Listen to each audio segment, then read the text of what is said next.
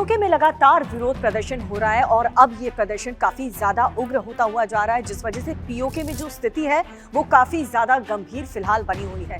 इसको लेकर के लेटेस्ट अपडेट क्या है वही हम आपको इस वीडियो में बताने वाले हैं। नमस्कार, आपके साथ मैं हूं दीपिका यादव। पीओके में लोग लगातार प्रोटेस्ट कर रहे हैं अपनी मांगों को लेकर के। वो मांग भी हम आपको बताएंगे, लेकिन फिलहाल पीओके के लोगों के साथ जो दुर्व्यवहार हो रहा है, जो अमानवीय व्यवहार हो रहा है पाकिस्तान के हुक्मरानों की तरफ से, सोचिए आप खाने पीने की चीजें जो हैं उस हद से भी लोगों को अछूता रखा जा रहा है। जो लोग प्रोटेस्ट कर रहे हैं पीओके में पाकिस्तान सरकार के खिलाफ बड़े पैमाने पर ये प्रदर्शन हो रहा है, जिसमें पुरुष ही नहीं बल्कि महिलाएं भी हैं, बच्चे भी हैं, युवा भी हैं। अपनी मांगों को लेकर, अपनी मूलभूत सुविधाओं को लेकर, महंगाई को लेकर और जो आर्थिक स्थिति बनी हुई है इस जगह पर, उसको लेकर के लगातार सड़क पर उतर करके प्रदर्शन लोग कर रहे हैं और अपनी मांग न मांगने पर उग्र प्रदर्शन की चेतावनी भी दे चुके हैं। लोगों का आरोप यह है कि खाना, फ्यूल और दवाइयों की जो सप्लाई है वो पूरी तरह से रोक दी गई है।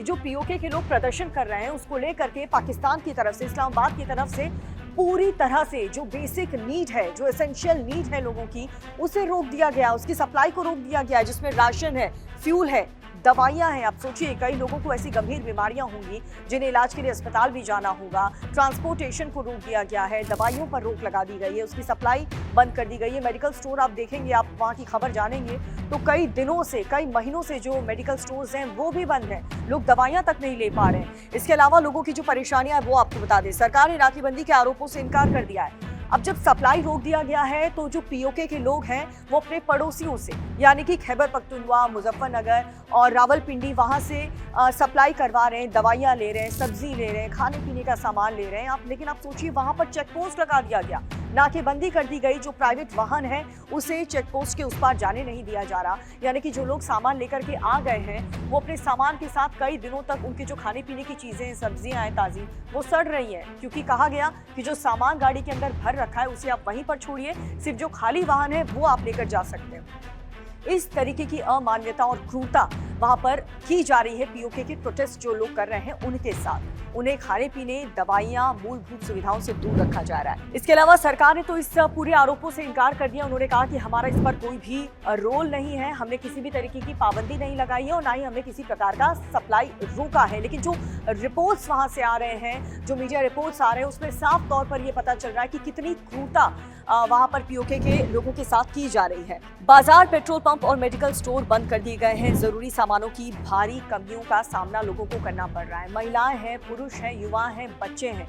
आप सोचिए स्कूल कॉलेजेस को लेकर के लोगों को परेशानी आ रही है, शिक्षा को लेकर के लोगों को परेशानी आ रही है, दवाइयों को लेकर के तो परेशानी आ ही रही है। यहाँ तक कि जो मैटरनिटी वार्ड है वहाँ पर जो बेसिक नीड है, आप सोचिए कितनी इमरजेंसी वहाँ पर होती होगी। अगर सही वक्त पर दवाई नहीं मिलेगी तो कितना खामियाजा वहाँ पर मरीजों को भुगतना पड़ सकता है। मेडिकल स्टोर बंद होने से जो ज़रूरी दवाइयाँ हैं, जो रोज़मर्रा की दवाइयाँ लोगों की चलती हैं, उनमें भी रोक लगा दी गई है। मेडिकल स्टोर्स तक दवाइयाँ नहीं पहुँच पा रही है। मेडिकल स्टोर्स बंद रहेंगे तो लोग दवाइयाँ कहाँ से खरीद पाएंगे। तो सिर्फ राशन ही नहीं बल्कि दवाइयों पर भी रोक लगा दी गई है। अब आप देखिए ट्रकों का चेक पोस्ट पर रोके जाने का आरोप यहाँ पर पीओके की जो जनता है वो लगा रहे हैं कि हमारे जो वाहन है, जो प्राइवेट वाहन है, उसे चेक पोस्ट पर ही रोक दिया जा रहा है ताकि हम दूसरे शहर से जो सामान है वो लेकर के यहाँ पर ना आ जाए। जो खाने पीने की चीज़ें, आप सोचिए खाने पीने की चीज़ों पर रोक लगा दी गई, उसकी सप्लाई को बंद कर दिया गया है, जिससे जो प्रोटेस्ट कर रहे लोग हैं उनका ये आंदोलन, जो एग्रेशन है वो कम हो सके। लेकिन यहाँ पर लोग टस से मस नहीं हो रहे हैं। उन्होंने कहा कि अगर हमारे साथ इस तरीके का व्यवहार किया जाएगा तो हम और भी ज्यादा उग्र तरीके से प्रदर्शन अपनी मांगों को लेकर के जारी रखेंगे, जिसमें महिलाएं भी हैं, बच्चे भी हैं, युवा भी हैं, पुरुष भी। इसके अलावा आप देखिए झड़पों में कम से कम अब तक प्रदर्शनकारी, देखिए 58 लोगों की मौत हो चुकी है, क्योंकि प्रदर्शनकारियों को हटाने के लिए जिस तरीके का सेना उतारी गई थी लोगों को रोकने के लिए, इस प्रदर्शन को कम करने के लिए, उसमें 58 लोग अपनी जान अब तक गंवा चुके हैं। ये पूरा विवाद जिस वजह से हुआ, ये जो आंदोलन पीओके की जनता ने किया है, ये हम आपको बताते हैं इसकी वजह क्या है। देखिए जम्मू कश्मीर विधानसभा जो है वहां पर 12 सीटों का जो विवाद है, ये जो आरक्षित सीटें हैं 12, उसको लेकर के ये पूरा विवाद हुआ है।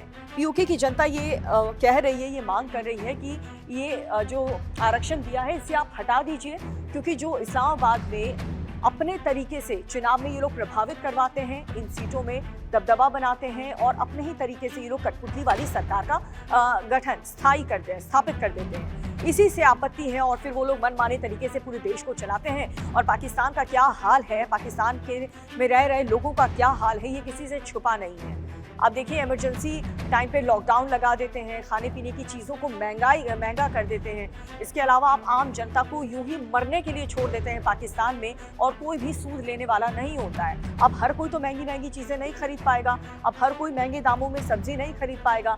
पेट्रोल के दाम वहाँ पर आसमान छू रहे थे, और साथ ही जो लॉकडाउन लगाया गया था उस वजह से लोगों को जो आने जाने में दिक्कतों का सामना करना पड़ रहा था, वो भी एक बहुत बड़ी समस्या थी। तो मनमाने तरीके से जिस तरीके से कठपुतली सरकार वहाँ पर स्थापित कर दी जाती है, उसको लेकर के भी इन लोगों का ये प्रदर्शन शुरू हुआ। पाकिस्तान ने JAAC को, जम्मू कश्मीर जॉइंट अवाम एक्शन कमेटी को आतंकी संगठन घोषित कर दिया। अब ये प्रदर्शन हो रहा था तो देखिए, पाकिस्तान को कुछ और नहीं मिला तो इन्हें एक आतंकी संगठन घोषित कर दिया। जो लोग अपनी मूलभूत सुविधाओं के लिए प्रदर्शन कर रहे हैं, जो ये लोग मांग कर रहे हैं कि उन 12 सीटों के आरक्षण को खत्म किया जाए, उसको एक आतंकी संगठन घोषित कर दिया गया है। खुद को सही साबित करने के लिए, खुद को सही साबित पाकिस्तान कभी नहीं कर पाएगा, क्योंकि भारत ने भी जब इंटरनेशनल प्लेटफॉर्म में ये मुद्दा उठाया कि हर किसी को इस पर गौर करना चाहिए कि पाकिस्तान में लोगों के साथ क्या हो रहा है, POK में लोगों के साथ क्या हो रहा है, इतना क्रूर व्यवहार यहाँ पर पाकिस्तान की जो हुक्मरान है वो कर रहे हैं, ताकि अपना उनका फायदा जो है वो बरकरार रहे, उनकी जो सरकार है वो बची रहे।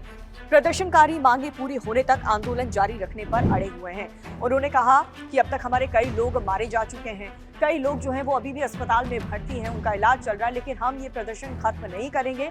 बल्कि आप देखिए, हजारों लाखों की संख्या में लोग इकट्ठा होते हुए जा रहे हैं, क्योंकि जो एजुकेशन है उसको लेकर के भी एक भारी संकट। वहाँ पर जो छोटे छोटे बच्चे हैं, आप सोचिए, उनको शिक्षक से अछूता रखा जाएगा तो जाहिर सी बात है गुस्सा तो फूटेगा ही। और इसीलिए इस प्रोटेस्ट में काफ़ी लोग अब इकट्ठा हो चुके हैं। प्रदर्शनकारी लगातार ये मांग कर रहे हैं कि उनकी जो मांगे हैं वो जल्द से जल्द सुनी जाए, पूरी की जाए। लेकिन ऐसा लग रहा है कि इस्लामाबाद में कोई भी इन लोगों की सूद लेने वाला नहीं है, उल्टा आतंकी संगठन इन्हें घोषित कर दिया गया है और इन्हें इनकी मांगों को अनसुना किया जा रहा है।